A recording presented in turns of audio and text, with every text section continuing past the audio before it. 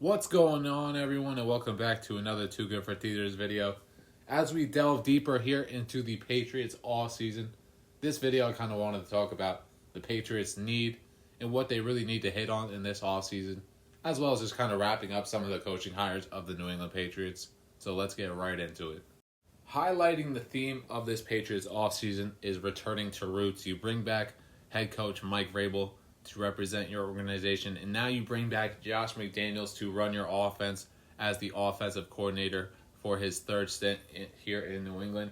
And me personally, I love the hiring. You know, he's familiar with the organization.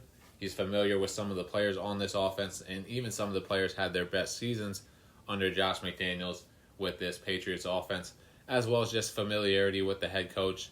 And I'm not sure he was at the absolute top of Mike Vrabel's list, but he was clearly pretty sought after by this Patriots organization. So it is good to have Josh McDaniels return.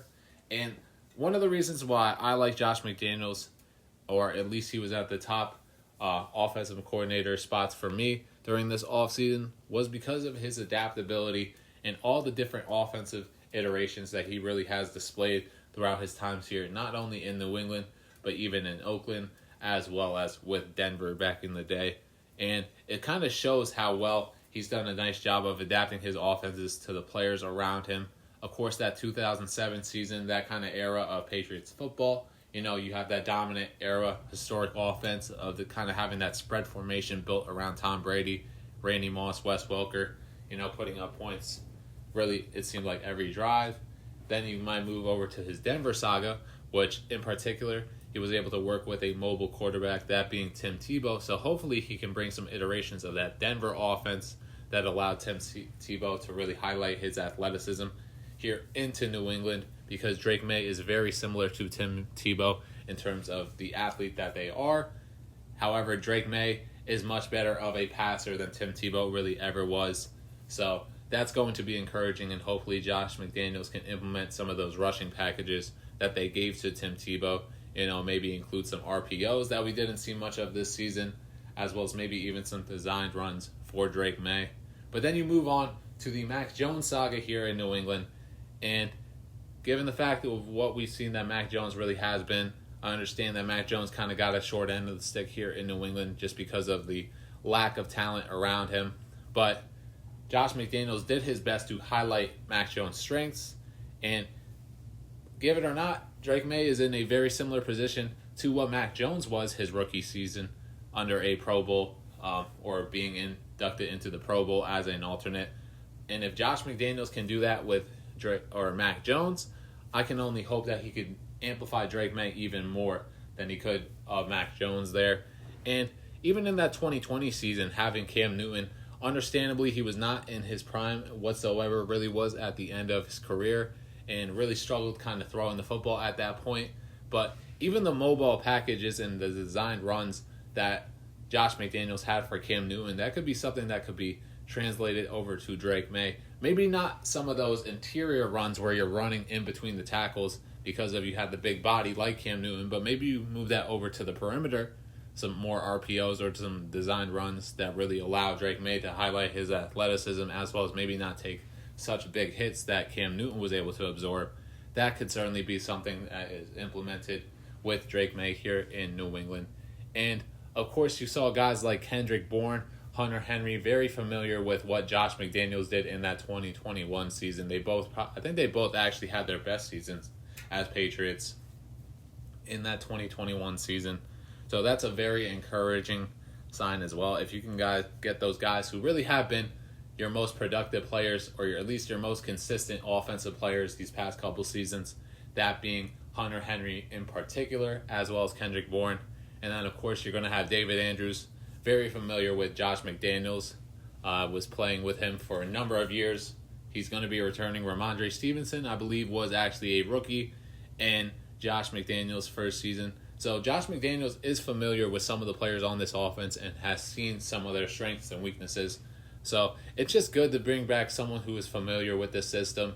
And hopefully Josh McDaniels will be able to do or continue to grow what Alex Van did for Drake May last season in terms of development, and add some more core concepts that will allow Drake May to really thrive under this McDaniels offense.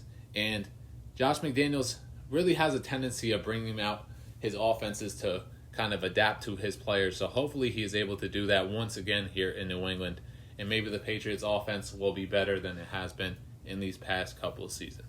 Moving over to the defensive side of the ball, Terrell Williams joins the Patriots defensive staff as the defensive coordinator. He has previously been the defensive line coach of the Tennessee Titans under the Mike Vrabel regime from 2018 to 2023 and spent this previous season with the Detroit Lions as their defensive line head coach as well.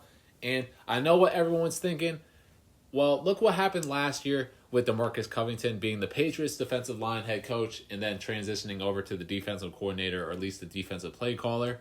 And really that defense absolutely underperformed even with the injuries that they had.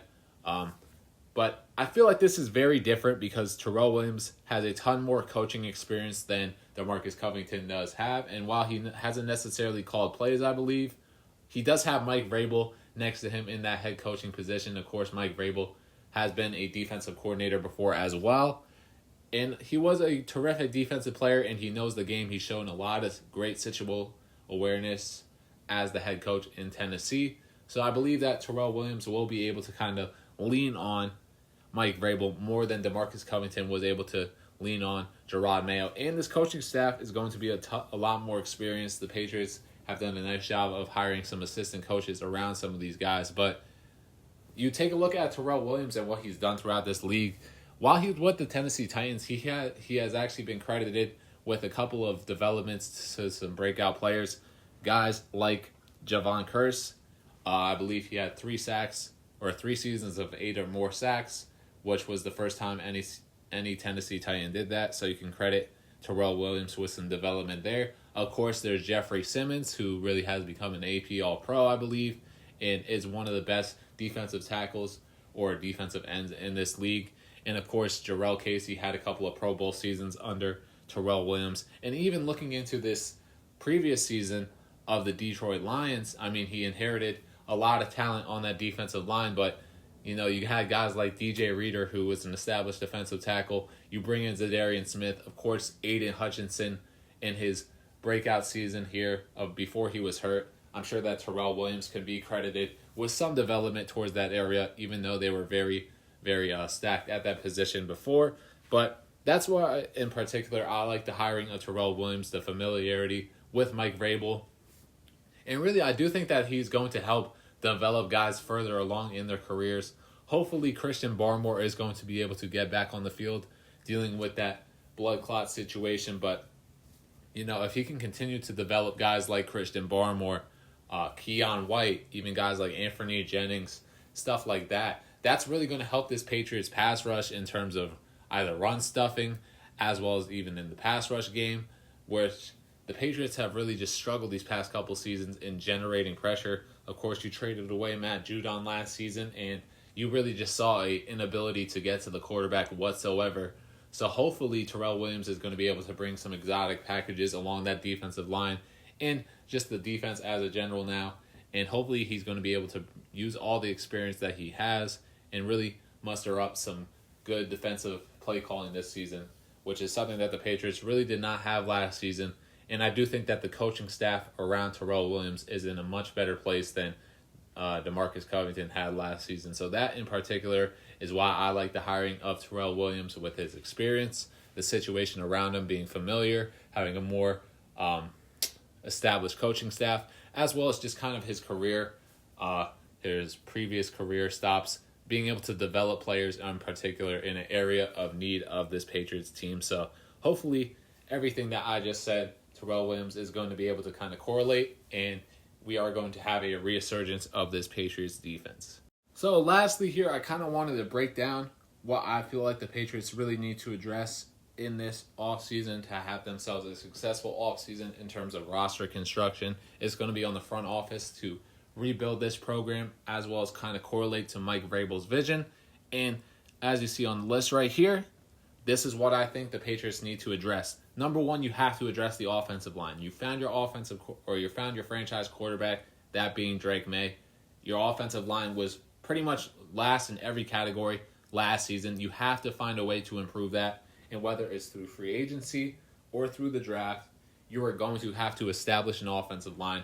And I do not believe that Josh McDaniels would have taken this job if the Patriots did not have a clear line of view of this offensive line. Hopefully you're going to see guys like Caden Wallace as well as Layden Robinson develop and become legitimate starters in this league. Maybe you attack multiple positions in the draft as well as tackles and guard. And of course there's going to be some free agent signings maybe that the Patriots might look to inquire.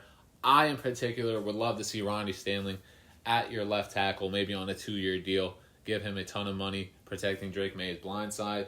But this is an area that the Patriots desperately need to fix if this offense does want to have more success than they did last season. My second kind of biggest area of concern for the New England Patriots is pass rusher. You have to get a dominant pass rusher this season, whether it's through the draft or through free agency. Or let me not say dominant. You need to improve on your pass rushing, whether that's having guys like Christian Barmore return, the continued development of Keion White. He showed flashes last season of being a very good pass rusher, but really just the consistency was not there. Maybe you might get a guy like Abdul Carter in the draft. I think it's very unlikely that he does slip to you at 4, but hell, that would be terrific. That would really help make this offseason for the New England Patriots a generational talent like Abdul Carter there.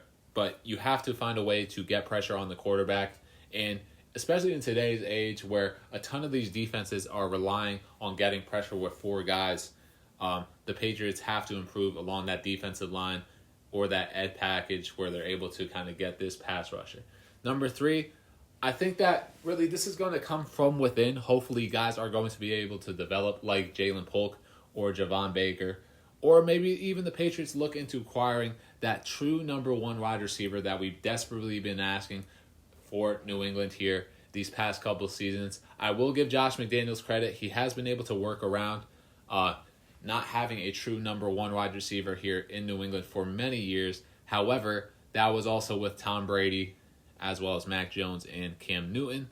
So I think it'd be best to get Drake May a legitimate number 1 wide receiver, maybe a guy like a T. Higgins, or in particular you go out there and trade for a guy like DK.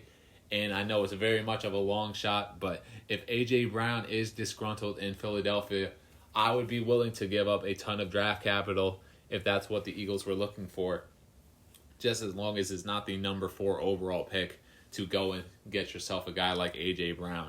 Number 4, this is more so a little picking and choosing here. I could have put safety here, but I decided to put outside corner. In particular, just a corner opposite of Gonzo. Jonathan Jones is on the back end of his career, and I really do see Jonathan Jones maybe even transitioning into a little bit of safety. I know that the Patriots kind of had him play more of that deep roamer role this past season here for the Patriots defense, and I kind of like him in that area. He has a ton of speed still, but I do think that getting a corner opposite of Gonzo where you don't have to move a guy like Marcus Jones to the outside, or maybe even the elevation of Alex Austin or the continued development of Alex Austin would be very crucial for this Patriots team.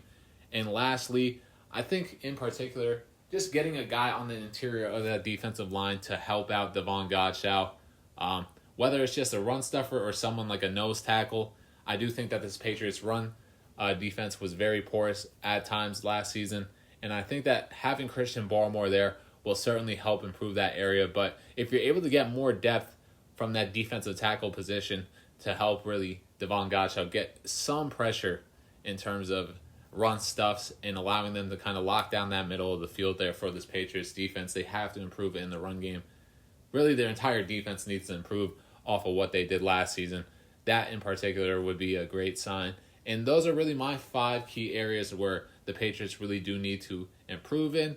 And hopefully they're able to address those either in the draft or in particular in free agency, get some established talent. And maybe Mike Vrabel has some connections there. I'm sure that he is a head coach that people really do love to play for. So maybe he can swing some trades, see what happens there. Of course, having him correlate with the front office is certainly going to help.